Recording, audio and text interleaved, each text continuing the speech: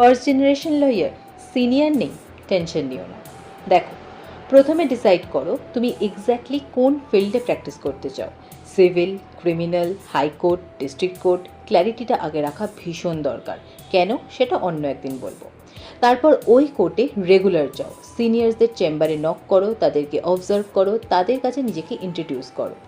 প্রথম 10জন তোমাকে রিজেক্ট করতে পারে, 20জনও রিফিউজ করতে পারে, কিন্তু 21% হয়তো তোমাকে একটা চান্স দেবে, যেই চান্সটা হয়তো তোমার ক্যারিয়ার চেঞ্জ একদম করে দিতে পারে। তাই রিজেকশনকে পার্সোনালি নিলে একদম হবে না। কোর্টে রেগুলার থাকো, অবজার্ভ করো, লার্ন করো, রেসপেক্টটা আর্ন করো। মনে রেখো, অপরচুনিটিস খুঁজতে হয়, ওয়েট করলে কিন্তু পাওয়া যায় না।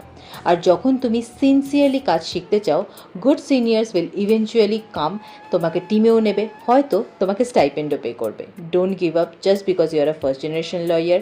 সব সাকসেসফুল লয়ারদেরই কিন্তু একদিন ফার্স্টে ছিল।